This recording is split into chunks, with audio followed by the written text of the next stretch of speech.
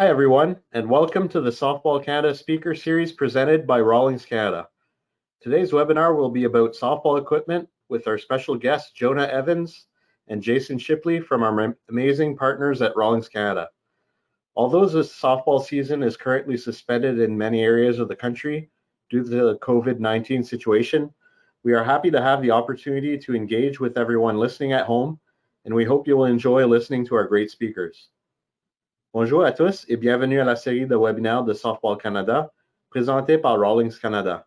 Le webinaire d'aujourd'hui est sur l'équipement de softball avec nos invités spéciaux Jonah Evans et Jason Shipley de nos excellents partenaires à Rawlings Canada. Quoique la saison de softball est présentement suspendue dans plusieurs régions du pays en raison de la situation COVID-19, on est heureux d'avoir la chance de nous engager avec vous et on espère que vous aimerez écouter à nos excellents invités. La majorité de ce webinaire aura lieu en anglais, mais vous pouvez quand même poser vos questions en français. Veuillez s'il vous plaît poser vos questions dans la boîte des questions sur votre écran durant la présentation. The majority of this webinar will take place in English, but we will also be able to answer questions in French. Please make sure you type your questions in the questions box throughout the webinar. Before we get started, we want to thank everyone for joining us and for following the social distancing measures as directed by the Government of Canada and your local health authorities. Softball Canada has been monitoring the situation closely and is posting regular updates on its website. The softball season is starting up in some areas of the country. We strongly encourage that you follow your local, provincial, and territorial association return to play guidelines while respecting all government public health regulations. Avant de commencer, on veut vous remercier d'être avec nous et de suivre les mesures de distanciation sociale telles qu'identifiées par le gouvernement du Canada et vos autorités locales de soins de la santé. Softball Canada surveille la situation de près et publie des mises à jour régulières sur son site web. La saison de softball commence dans certaines régions du pays. On vous encourage de suivre les lignes directrices de retour au jeu de votre association provinciale et territoriale tout en respectant les directives de vos départements gouvernementaux de santé publique. This webinar series is presented by our proud partners at Rawlings Canada. Rawlings is the exclusive equipment supplier of Softball Canada's national teams.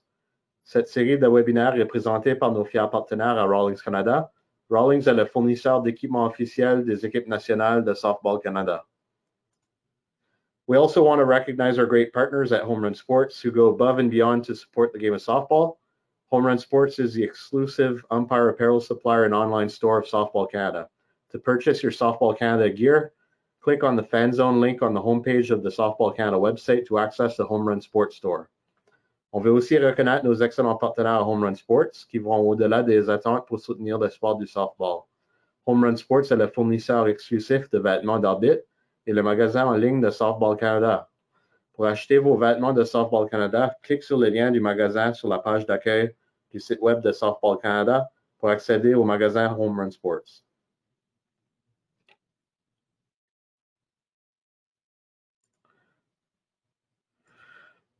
So my name is Gilles LeBlanc, and I'm the Manager of Marketing and Communications at Softball Canada, and I'll be your host for today's webinar. Allow me to introduce our two guests for today. First, please welcome Jonah Evans, Sales and Marketing Specialist at Rawlings Canada. And we also have Jason Shipley, the Canadian Business Unit Manager at Rawlings Canada. Thanks for the introduction, Jill. Great to see everybody. Yeah, welcome, Jonah. Welcome, Jason. Thank you. Thank you very much for joining us today. So before we get to our actual content for this presentation, I just wanted to ask you a couple of questions about your personal background. So we'll start with you, Jonah. Can you tell us about your sporting background, your education, and how long you've been with Rawlings? So I've been with Rawlings now for just about 6 years, coming up on 6 years total. I started actually in the sporting goods business program at Fleming College. And that's actually how I met Jason through that program, who is also a graduate of the program. Growing up, I was mostly a hockey player. I played a little bit of ball growing up, but I've always had a passion for baseball and softball as well. So it's been a perfect fit. Right. And now over to you, Jason. We've worked together for quite a few years now. What's your sporting background and what brought you to Rawlings? I've been with Rawlings for about 15 years. Jill, we've been working together for over a decade and done many great things. And many athletes inside the Softball Canada community know me very well. But what really brought me to Rawlings was the opportunity to work with ball players. I came from the baseball background and learn the softball side as I've been going. But it's been a lot of fun. We do a lot of technical stuff with both the players and the coaches across the country. This has certainly been a strange year with the COVID-19 situation. Do you have any updates from your perspective at Rawlings? Yeah, there's a lot of things are happening. Obviously, the main thing that's happened is overseas purchases have really come to a halt. So a lot of our product flow, a lot of our development has really stopped as a whole.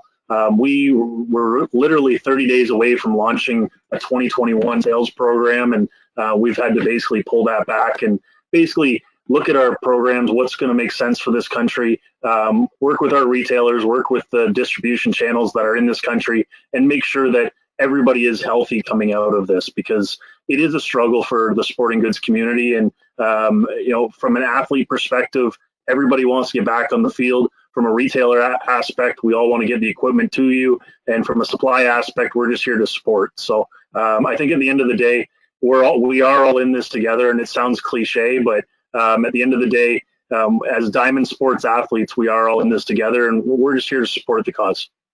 Yeah.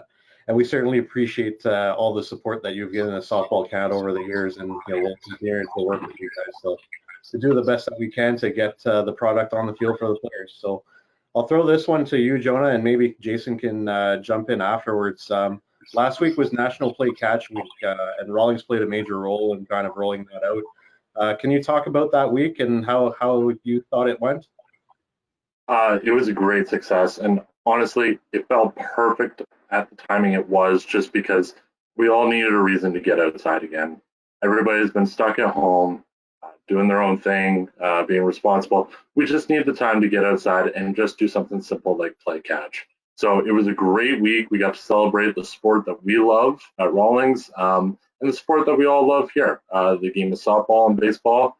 A lot of guys, a lot of partners jumped on board. We had some folks from Cincinnati Reds, the Blue Jays did some stuff. So there was a lot of support from a lot of different avenues, and it was a great week. Anything that you would add to that, Jason? No, this all started a couple years ago when we really tried putting the mental side of playing catch to the forefront. And when you think about the act, you throw a ball, you maybe catch it, you may drop it, but what it does, it teaches you to overcome that circumstance and really try again. And we tried to depict what happens when you do finally succeed and you make that catch. It's triumphant. You have learned to overcome an obstacle, and that's great for the mind. It's great for the spirit. But at the end of the day, if we can get new people playing this game, we know they'll get hooked. You guys know they'll get hooked. We have great coaches. We have great athletes to hand this sport down to the next generation. We just got to keep getting more people playing. So that's the goal at the end of the day. Yeah, great grassroots initiative to get kids out there and playing catch with their parents and their friends, and as much as they can while respecting that social distancing and all that. So it was great to see that get off the ground, and hopefully celebrate it for many more years to come as well. So we'll get into the actual topics that we wanted to cover today. So we're going to start with softballs. So Sure. Jason, I think you're going to talk about a bit more about your Rawlings line there. First question, can you explain the coefficient of restitution, or the core of a softball? Absolutely. So let me kind of lead in with this a little bit. Softballs is probably the most complicated category we have, and it shouldn't be, because they are pretty simple. But when you think about it, on the outside, they're all just round yellow objects, and you don't really know what's happening on the inside. So core, or coefficient of restitution, as Jill said, is basically the simple measurement of in versus out speed. So what we do is, balls are made out of two materials. You got a polyurethane center or a cork center. And different types of cork are compressed at different levels. So you can get recreational cork, game cork, or what we call super cork. Polyurethane is basically just a formula. So you're putting various chemicals together to create a mold. And from that mold, you're able to make that ball do different things. So what we're able to do is build balls with different cores.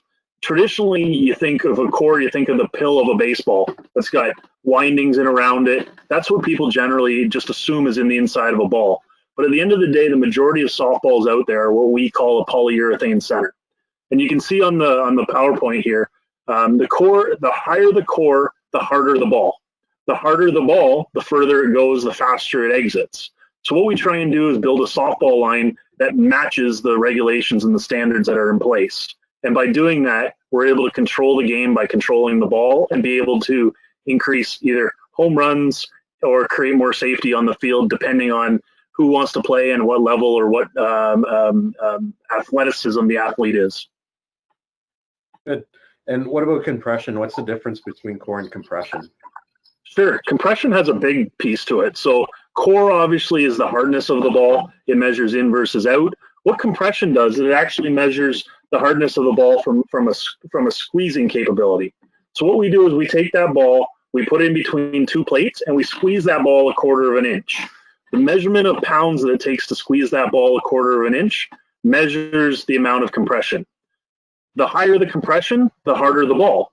So again, you compare you combine a high core with a high compression, you have rocket balls. If you take a low core with a low compression, you got mush. So we try and match them up with the right combination for the right athletes and the right skill levels. The interesting part, and where things really got interesting, was about 5-6 years ago. We figured out through various testing that compression also is affected by temperature. And what we found out through testing was that for every degree of temperature, you lose about 8 pounds of compression. So what we found is that players were using balls with a mid-level compression. They were freezing them so that they would actually be harder and go further. What we also found is that generally when you're at the field, where do you store your ball? You store them in a bag in the trunk of your vehicle. Well, the trunk of the vehicle is usually the hottest place in a vehicle in the summertime. So what we were finding is that those balls were then becoming soft. And in a country like Canada, where it can be 15 degrees in Newfoundland on a Monday, and it could be 35 degrees in humidity in Ontario, and it could be snowing in the prairies, we have to deal with various types of weather. Compression became a very big factor to how we do softballs. So that's when the hot dot was born. And the hot dot was really designed to be one of the best balls for all weather types and really bring it to the Canadian market from a slow pitch aspect. And what we wanted to do was focus on having a ball that performed optimal in all weather types. So you can see in the chart here, the hot dot's really designed to not lose its performance. When it's hot, use a hot dot. And that's kind of what it was designed for. What it was also designed for was a perfect combination with USSSA slow pitch bats. So we really didn't want to just force a ball out there into the market and then have it work into fast pitch, because to be honest, the combination of core and compression was never built for fast pitch. It was designed for the slow pitch game. So that's why we still have the K-Master and the red dot for fast pitch. And what we found is that by combining 47 with 375-pound compression, we still get optimal pop, optimal exit speed, and we still get the performance and consistency in all weather types out of these balls. Yeah. So I think you mentioned a bit, obviously of the synthetic balls and the cork center. Is there one that's more durable than the other, or are there any other factors that go into durability of balls? Absolutely. Again, when you have a cork center like this, we've all had cork boards at home. We know what cork's like. It's a very soft, malleable material. So what you do is you actually take that cork and you compress it together. You make that as tight as possible, and the tighter that you combine that cork, the better it's going to be, the more performance it's going to be. If you have a loose cork, it's going to become more recreational. So we do sell recreational all-purpose balls for backyard play, throwing the ball around. You can find them at a Canadian Tire, a Walmart, or many other retailers. But the ball that you guys generally know of is the K-Master. And the K-Master is used with that high-density, hard combined cork to create as much pop as possible. But because cork is softer, it has the ability to actually absorb that bat. And what's changed in the last few years is bats have gone to a square tip. So what happens is when you get this ball, which is round, hit against a square tip of a bat, it tends to puncture. So what we have to do is adjust the cover. We started with a leather cover, which is very, very durable. And we've actually now moved into what's called pro leather, which is a polymer plus leather put together to give it a little bit of stretch. That little bit of stretch creates the maximum durability on a cork-centered ball that we can't use on other products. If we were to take that and put it on a poly ball, it just wouldn't work to the optimal level. So combining cork with the right cover makes a huge difference. Yeah. Another reason. Yeah, go ahead, John. Another reason why we added that cover to that ball is because the ball does have 120 stitches versus the regular 88 stitches on most balls, which creates a higher seam and also has a lot more tension on the cover of the ball. So you need a little more stretch within that cover. And now, I think you touched a bit on this, but you also have a synthetic cover on some balls. Is that exclusively with that poly center? Yeah, when you take a poly center, you want to put a synthetic cover generally around the outside. And the reason for that is because poly has the ability to expand a little bit in heat. It also has the ability to change the formula a little bit. So by having a synthetic, it actually has stretch to it. You have something that creates a little bit more grip and a little bit more tack as well. So we find that, as Jonah mentioned, the K-Master has 120 stitches. Your regular softball has 88 stitches, not as much grip. But by adding a synthetic cover to it, you can create a little bit more tack, a little bit more grip, great for pitchers, great for people throwing the ball, and it just gives us an all-around purpose for this product. Yeah. And we'll end on this one for balls. Obviously the Softball Canada line, we have a couple of different kind of balls. Can you maybe take us through the lineup and what level that they're for? Yeah, absolutely. So we'll start with the K-Master. It's as Jonah had mentioned, it's got the 120 stitch seams, leather cover, cork center. It's designed for what I would call senior men, junior men at the men's fast pitch game. We have tried this at different levels in the women's game, and just preference seems to be that the women like the red dot better. And it's just the gripping, it's the capability, it's the performance off the bat. It's just got a different feel to it. So generally, we recommend the K-Master 120 for senior men's and junior men's. The red dot has what's called a hot seam on top. So what we do is we basically put a bead of glue underneath the seam and then stitch 88 stitches on top of that cover. What that does is it gives a little bit of a higher seam on these balls, a little easier on the fingers, a little easier to grip. And if you do have a smaller hand, you can get your fingers wrapped around those seams a little bit better. For that reason, we recommend this ball for all women's divisions, as well as some of the younger boys divisions. Once we get into slow pitch, then we go to the hot dot. The hot dot, like I said, was designed to be 52 core, 275-pound compression, best ball for USSSA slow pitch bats, and it's great for all weather types. The hot dot is the #1 slow pitch ball across the country, and it's that way for a reason. It is the best performing ball in all weather types, and we never seem to have any issues with it. It stands up, the durability is good, and matched up with USSSA slow pitch bats, it's a winner. And then on the women's side, we do an 11-inch version of a green dot, which is a 44 core 375. Again, having a smaller ball with higher compression, higher core, does allow that ball to travel even further, which is a great thing because, again, it brings on more home runs, it brings on more action, and when you can hit that ball into the gap and really drive it, that's a great thing for the women's game because it makes it very exciting. Great. Thanks for all that information. That's great. I think the general public doesn't always know all of this technology that goes into balls. I mean, they go out and buy them and don't really know why they're buying this one or that one. So that's really good information to get. So we'll move on to our next topic, which is bats, and we're going to get Jonah to handle this section for the most part. So obviously the bat market has really exploded over the last 1 or 2 decades. Can you talk about some of the changes in the technology with bats? So before my time, what happened is a lot of high-end bats were made with alloy. A lot of bats in the marketplace were just made specifically with alloy, which is aluminum design. Alloy performs in a way where essentially the barrel of the bat does not change when the ball makes an impact against it. The ball changes shape, and the force of the swing with the ball changes shape and trampolining out created your pop of the bat. What happens with composite designs, which is what most of the high-end bats are made of with right now, is the bat barrel will actually flex in and then trampoline out to create a higher trampoline effect and more pop off the bat. That's the biggest change that's happened. Another thing that's really changed is the engineering design and how we're designing things on our end. Everything now being composite at the high end. For Rawlings, we make everything out of Caledonia, which is in Minnesota in the US.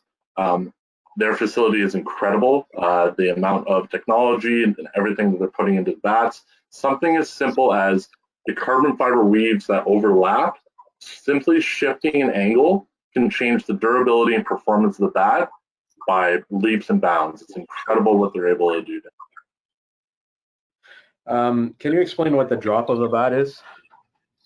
So drop of the bat is the length to weight ratio. Essentially what that means is if you have a 30 ounce or 30 inch bat, sorry, and it's a drop 10, that means it's a 20 ounce weight. It's very, very simple, but everybody always refers to it just as drop 10 or drop 11, and not many people actually know what that is. So when you're looking for that, 30 inch minus 10 ounces equals 20 ounces. Good. And can you talk about the difference between fast pitch and slow pitch bats? So the biggest difference between fast pitch and slow pitch bats is the game that they're designed for. Obviously in fast pitch, the ball's coming in at a much higher rate of speed and the bat's being swung typically at a much higher rate of speed as well. Again, what I was saying about the composite designs that we use on our high-end bats, you have to be able to align the composite layers within the bat in such a way that allows for the bat to still have high performance with the fast pitch ball at a higher speed, but also have the durability.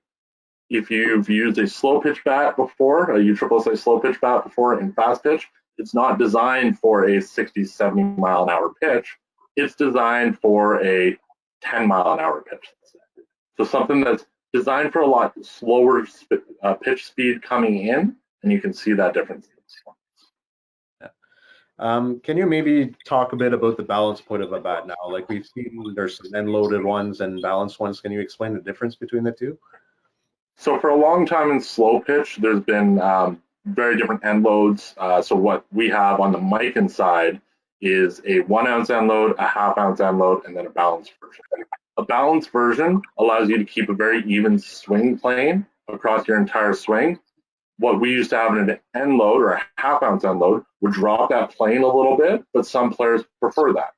What we've done with the Rawlings line is we've actually incorporated that ½ ounce end load feel into our Quatro Pro line to give the bigger hitters a little different feel in the bat. You'll notice it if you get into the cage and swing the two, they do swing very, very differently. The designs are the exact same, it's just how the weighting allows your swing plane to come through. Again, 10 years ago, everybody used to swing the same bats. It was just, this is the best bat in the business, and no different than golf clubs in their industry. Customization's become a big piece to this business, and everybody wants that little bit of edge to get themselves better. So if you can match the right weighting system up with that athlete based on how they swing, they'll see maximum potential and maximum benefits. And is that more of a comfort thing for players, or is it dependent on what kind of hitter they are? Do you know, is that a difference? It's honestly a complete comfort thing. We've seen it where we're at fitting demos and whatnot, and we personally look at the player. If it's a youth player, they might be a little lighter. They might look like they need that balanced swing plane, but they take the two into the cage and they come out with the end load and they say, this is the bat for me. So honestly, it's completely player preference. It all depends on your swing and how you swing. The biggest thing I'd suggest is try and get a demo in. All our sales reps and most of our customers have access to demo bats. Obviously a little more difficult right now with the current circumstances we're in, but definitely try them out, see what you think, and it all depends on player preference. Okay. Let's talk about one-piece versus two-piece bats. You know, what's the difference between those two? So one-piece bats and two-piece bats in the slow pitch market typically are very simple designs. Essentially, one piece is an extrusion that runs all the way through the entire length of the bat. In terms of a two-piece bat, it's got two pieces, so it's got the handle and then it's got the barrel. Basically, those two are joined together during production. The biggest thing that we see between the difference in the two is one piece has a little smaller sweet spot and a little smaller barrel, but it gives you a much stiffer feel. Ship's done some product testing with the men's national fast pitch team in terms of bats for them. And what we've seen is some players really prefer that stiff feel because it doesn't allow much flex through the zone, which allows a lot truer bat path. What some guys also prefer, if you have a little slower swing speed, is that extra help with the whip of a 2-piece bat. We've actually created a 4-piece bat in the Rawlings Quatro line for fast pitch. It gives you a little bit of the best of both worlds. Ship will jump into it on the next slide, but it just gives you a little bit more flex while still giving that stiff feel in the handle. So it's very unique.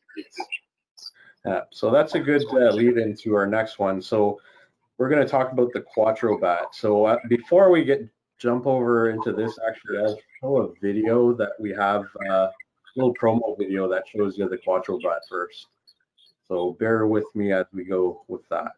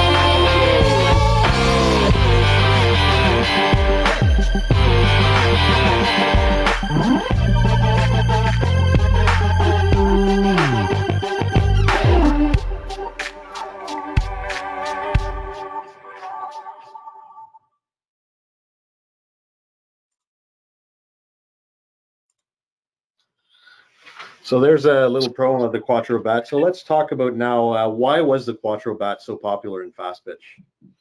Well, what really started was, as Jonah and you were talking about with the different types of composite layout, what allowing a 1-piece versus a 2-piece really allows you to do is change the composition of fibers. So if, like Jonah said, if you want a stiff handle and a more flexible barrel, you can do that because you don't need one fiber running the entire length of the bat. You can really snip it up. So what the 4-piece allowed us really to do was create a handle, create a hinge point, which was our main flex point, create the barrel, and then create what we called the inner barrel design. And by creating a softer outer wall with a hard governor on the inside, what we basically allowed the outer wall to do was absorb the ball. The inside layer was a hard stop to push that outer shell back out. And what this allowed us to do is create a bat that we didn't have to swing as hard. The bat did the work for you. So as a hitter, you were able to really focus your eye on making contact, being square to the ball, hitting it properly, and putting it to the position in the field where you want. And then the bat would explode and do the work for you and really get that ball to where you need it to be.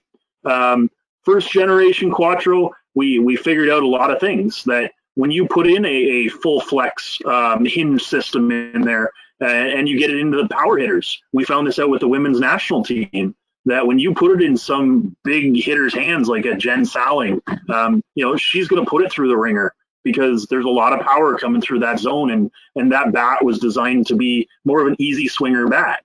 So second generation Quatro, we actually put a steel shaft down the inner part of that hinge system, which would reinforce that whole system. Again, you build it, you get better, you get better, you get better with every generation of these bats. And but the 4-piece technology totally changed the game for fast pitch. Yeah. That's great. If anybody has any questions about bats, put them in the box, in the questions box there, and we'll try to answer them closer to the end of the presentation. So we're going to move into gloves now. So can you take us through the different parts of a glove and what options consumers have at their disposal on that, Jason? Yeah, absolutely. So it's funny when we talk to players about gloves, especially at the stores or at the street level, the first thing they always talk about is color. They want something to match their uniform. They want something that looks good. And the fact of the matter is, color should be one of the last things that you're looking at. And we recommend that when people go to the store, they generally recommend know what size they're looking for, because picking the proper size of a glove is so important. So what we've tried to do is lay out based on the age group, based on positioning, based on where you are in the game, what size glove is built for you, so that you can kind of have that right information. But picking the right size is so perfect. I can't tell you how many times I've been to a youth softball game and there's a 10-year-old girl wearing her dad's 13-inch slow pitch glove. And that girl, she doesn't stand a chance at catching the ball because it weighs almost as much as she does. So things like that are so important to get the right size. Once we get the right size, we generally then start to lean on the pattern and the fit a little bit more. There's 3 types of what we call backs on a glove. So on the back of the glove, you have what's called a conventional back, which is basically one piece of leather that, sorry, it's backwards for me, that basically is strung on one side. And what that gives us the ability to do is basically showcase, a perfect fit, how that glove is going to go into somebody's hands. But every once in a while, you get somebody with a smaller hand or needs a smaller hand opening. That's where Velcro comes in. We have what's called a dual pull strap that just allows those gloves to be tighter on top of your hand. Again, as things come to the consumer level, we want to ensure that everybody has the proper fit. The next piece is really comfort. The fact of the matter is, do you want to break in a glove, or do you want to have that glove stiff out of the box, or do you want it really soft? I remember talking to a few of Softball Canada staff last year where they just like that glove floppy, like they've owned it for 20 years, and they don't want to break in a glove. So again, it really comes down to what you're looking for as a consumer, and then we can kind of help outfit you from there. But I would really guard against going shopping for color first. That's a big no-no in our books. Yeah.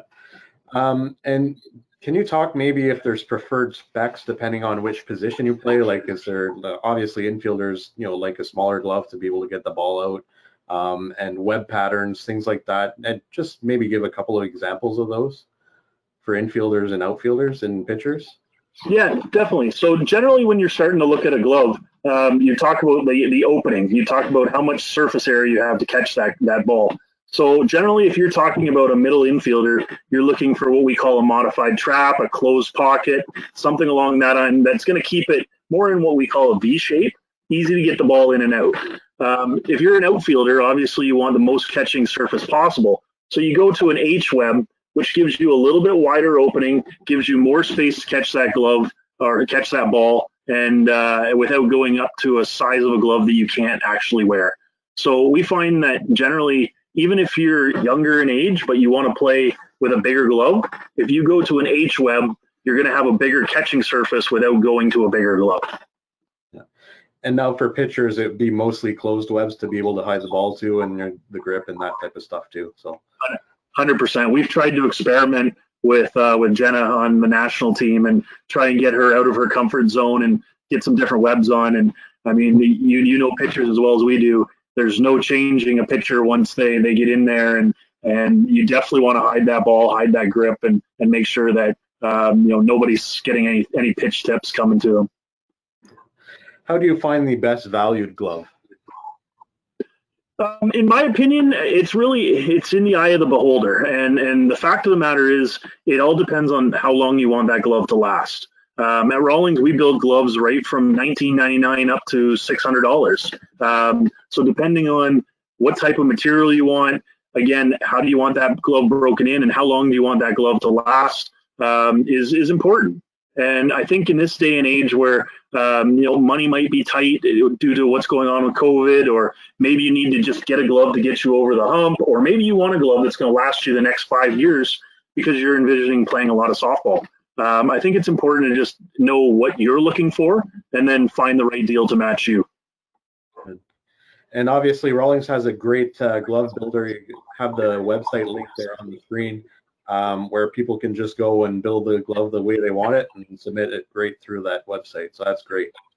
Absolutely. You've got hundreds of combinations of things you can do. And if the color is important and that's the number one thing on your list, but you got to check all the other boxes along the way and put your name on it to boot. So it's a great builder. And again, we're getting back up to normal now that the world's getting back at work, and we'll be able to deliver those in about 8 weeks. Yeah, and don't forget to change the colors of your laces, because those are a bit hard to see on that screen. Okay, so let's move on to helmets. So obviously this is a big one too, with recent rule changes coming in at the Softball Canada level for helmets in softball in slow pitch. So maybe can you start off by talking how do you properly fit a helmet? So properly fitting a helmet, what a lot of people look at is typically the ear flaps, especially with some younger kids and even with adults. Head shape changes a lot, and it's very, very difficult to measure a helmet by the area that's within the ear flaps, the space there. Don't look at that.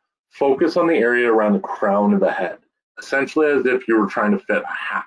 The same kind of sizing, very, very similar. So focus on fitting around the crown of your head, and that's where you want the most secure and snug fit. Different helmets are going to create different fits for that crown, and some will be more comfortable than others.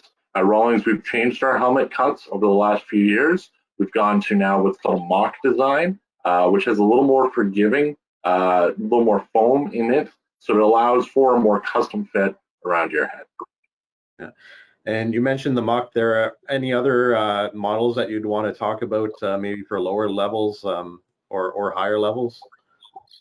The mock is really the one that's driving the market right now for us at Rawlings. One thing that we've really seen talking about head protection becoming a really big deal is parents and players are willing to spend a little more money on a helmet if they see the value in the protection of that helmet. And that's where the mock design really comes in for us. As well, we have the Velo design, which is a very protective helmet. Again, it's NOXI certified, and it has a great, great look to it. And at a more price point level, we go with the Cool Flow model. The Cool Flow model is technically a one size fits most, but we do see that being put into some adult applications. The one size fits most helmet we'd really suggest for ages 13 and under. Just again, it's still NOXI certified, but you're not going to get the same level of protection that you get from the Velo or a Mock Series helmet.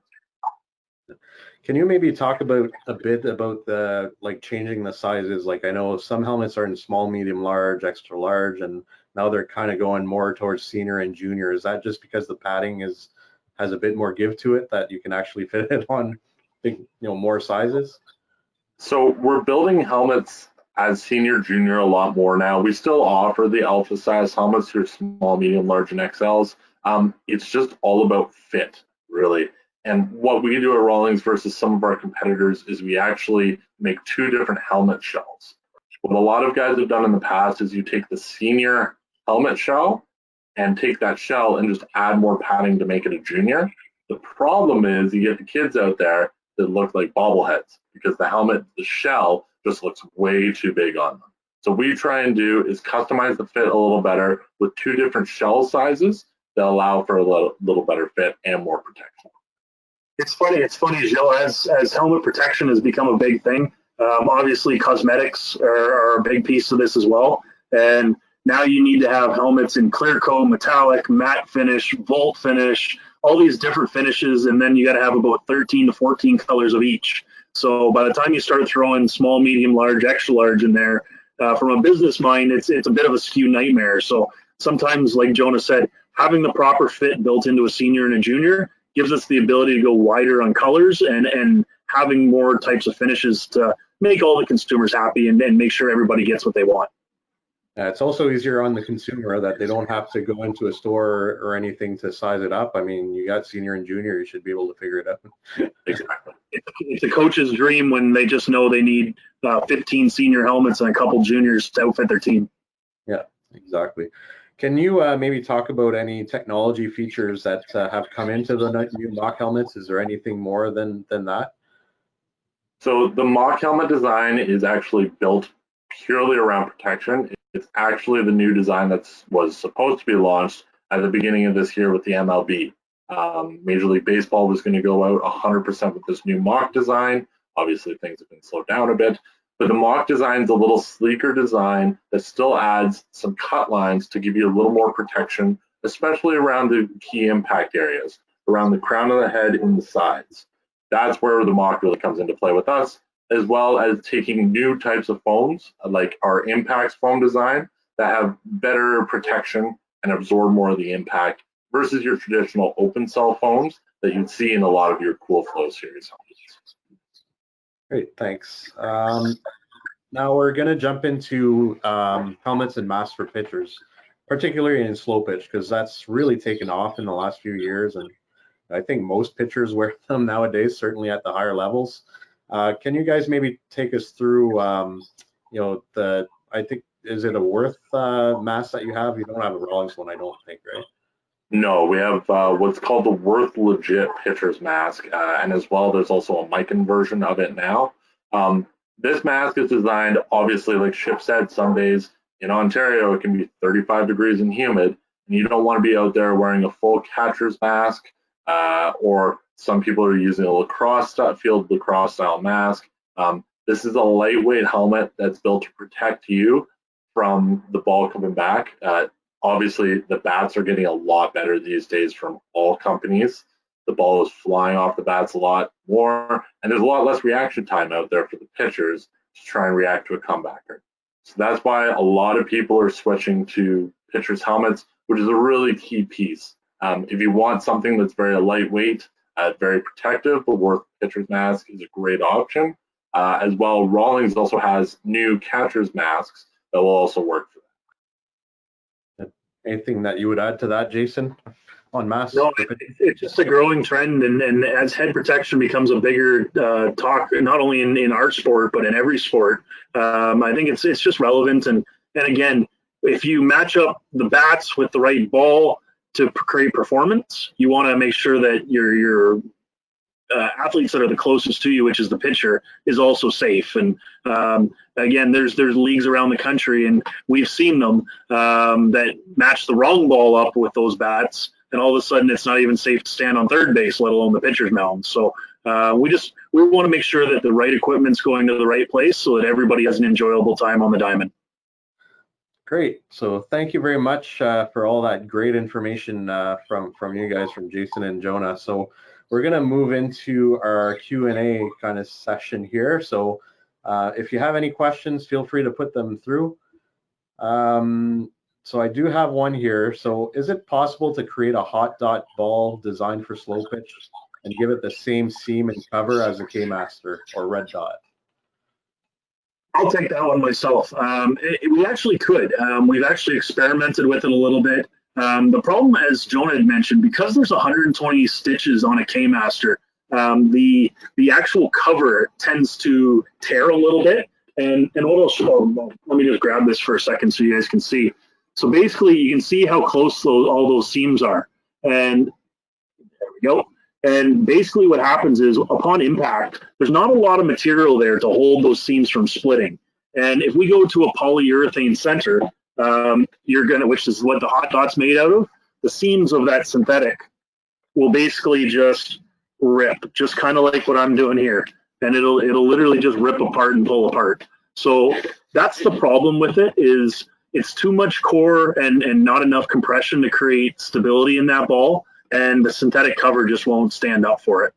So we're working on it. We're trying to figure out how to put the right cover on that ball. But as I said earlier, there's 4 combinations that get thrown into it, and it's a challenge. But making sure that the K-Master is going into the future is a high priority for us, because we've heard the leagues. We hear from everybody about small durability issues here and there. And again, as the game changes, as bats get better, we want to make sure that balls are moving at the same pace that the bats are. On the business side as well, in terms of the actual cost of the balls, if we were to move a hot dot, for example, into a K-Master spec like that with raised seams and more stitches, we'd also have to change the cover to that ball as well, which would then make the ball a little more expensive. And again, it's hard to make balls much more expensive than they are, because even for us as a manufacturer, there's not a lot of money in that business. Okay, great. Do you have any new products that are coming out that were supposed to come out in 2021 or 2020 and now pushed to 2021 that you want to talk about? Or We had a bunch, actually a full catalog coming, and then we've pulled back on it a little bit. But we did have a new fast pitch bat coming to the women's market. It was ready to roll. Again, we've had conversations with the women's national team about showcasing it and getting it out there, but we wanted to pull back and make sure we do a full bat launch with brand new technology, right? And then we were actually going to launch the first ever Mikan built Rawlings fast pitch bat for the men's game. And as Jonah kind of hinted, we'd been doing a lot of testing with the men's national team, getting this thing out, having it tested by various people, and we were actually at a point where we were ready to bring this to market. So on the bat business, things were coming along very nicely, and we've been working very diligently on a new ball for the Orthodox game. With Orthodox growing in Quebec and Ontario, we see a need for something that's different than a K-Master because a K-Master is too powerful, but a gray dot is too soft. We need something kind of in between. So we've been working diligently to build a ball for that marketplace, and lots of development projects in the works. In terms of new product developments from us on the glove side, make sure you check out the custom glove builder. There's been a lot of new options added in terms of materials, patterns, and different colorways that we've added to the glove builder. That's where a lot of our more recent developments have been. Another question from the audience here. So do you have any training tools for kids who are just starting out in softball? Yes, we have a full line. We call them training with Tanner's accessories, and we bring them out and put them out to the market through all of our retail stores. Depending on the age, I'd recommend sticking to the basics: tees, nets, little fielding tools. Again, playing catch in the backyard just requires a ball and a glove and some time. And but a tee-ball stand to teach them how to hit. Wiffle balls are a great tool, so you don't have to chase them all over the field. From my own experience, keeping away from the dog because the dogs like to eat them. But overall, keep it simple with the younger kids, and absolutely, there's a lot of trainers out there that you can use. And then I think I'll end on this question. This is the last question that I have from the audience here. Where do you see bat technology going in the next few years? Bat technology is always evolving, so it's honestly, we're not engineers in our development group. We have a team of, I think it's 5 engineers between the Rawlings and Mikan team just dedicated to just finding new technology within bats. Obviously, as a manufacturer, we have to create the bats within the guidelines that the governing bodies provide for us. So USSSA, USA Softball, those groups provide the standard for us, and then it's up to us to create the best performing bat that falls within those standards. So it's really tough to say where technology is going to go, especially because, like in slow pitch, for example, the bats are already so good. It's hard to see it going further. Hard to see bats getting any better, right? So break-in time is always a key piece that we look at, especially with composite bats. Obviously, composite bats take a little bit of time to break in versus alloy that's typically ready to go out of the wrapper. So that's one of the key areas that we focus on, but it's a tough question to answer. I think the biggest trend that you're going to see is durability is going to become a thing. People and now we see our consumers, value for dollar is a big thing going forward, and we want to make sure that if you're spending your money on our product, you're getting top quality product from us. From a league and organization aspect, people have heard me say this for years: you control this game by controlling the ball. And it's the only thing that umpires can control. It's the only thing that league directors can control. And again, if we put the right ball in the right circumstance with the right products, then you can control that game by having the proper softball in its place. So it's so important to ensure that the right ball and the right specifications are on the field at all times, because if you get a wrong softball in with the wrong bats, it's rocket balls. So we want to make sure that, again, as we move forward, the trend is just making sure that the balls match the rules. Great. So thank you very much to both of you for sharing your time and expertise today. Any parting Parting comments there, Jason? No, thanks, Jill. It's appreciated. Obviously, we're a big part of Softball Canada, and we're proud to be a big-time sponsor. Have been for many, many years. And on behalf of the staff at our office in Brantford and scattered all over, some of us are at home, some of us are back to work. We're working hard to get this sport where it needs to be, as you guys are. And we just wanted to wish everybody a happy Canada's Day. Really enjoy this long weekend, and really happy everybody's getting back out there to return to play. So it's a big time for the sport, and everybody's showing how resilient we are in the diamond sports category. Great, thank you very much. Anything from you, Jonah, to add to that? No, just thank you, Jill. Thank you, Softball Canada, for having us today. And we look forward to seeing everybody out on the field again. We know how much everybody wants to be out there, just as much as we do. Great. Thanks a lot, guys. Have a great Canada Day, and look forward to working with you guys for many, many more years to come.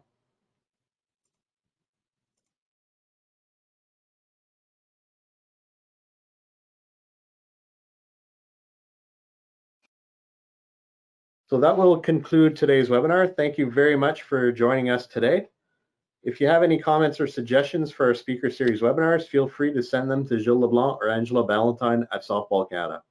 Cela conclut notre webinaire d'aujourd'hui. Merci beaucoup d'avoir participé. Si vous avez des commentaires ou des suggestions pour ces webinaires, veuillez les envoyer à Gilles Leblanc ou Angela Ballantyne à Softball Canada.